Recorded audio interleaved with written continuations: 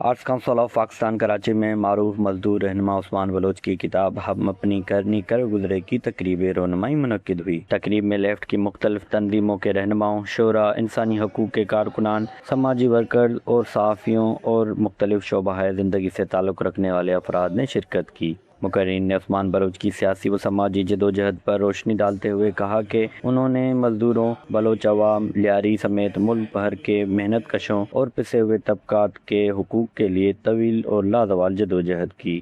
میری تقریباً پچھلے 30 سالوں سے عثمان بلوچ کے ساتھ تعلق تھا اور مجھے ہر مزدوروں کے ایونٹ میں مسئلوں کے اندر ملاقات ہوئی، کافی مل کے ہم نے کام کیا۔ ان کی مین جو شناخت ہے وہ تو مزدور لیڈر کی ہے، لیکن اس کے ساتھ ہی انہوں نے ترقی پسند اور قومی سیاست میں بھی بہت امپارٹنٹ حصہ لیا۔ عثمان بلوچ کے قریبی ساتھیوں اور دوستوں کا کہنا تھا کہ وہ اس وقت امریکہ میں مقیم ہیں اور طبیعت ناساز ہونے کے باعث تقریب میں شرکت نہ کر سکے۔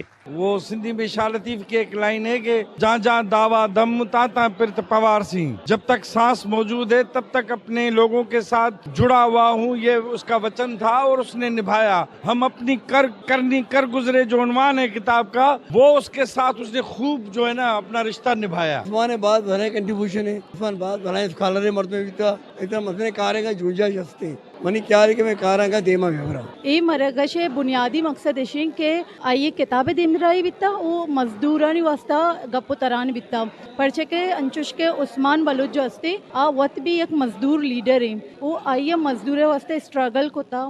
تقریب کے اختتام پر شرکاء نے عثمان بلوچ کی جدوجہد کو نئی نسل کے لیے مشعل راہ قرار دیتے ہوئے کہا کہ ایسی شخصیات کی خدمات کو کتابی شکل میں محفوظ کرنا وقت کی اہم ضرورت ہے۔ کیمرہ ٹیم کے ساتھ جواد علی، واش نیوز کراچی۔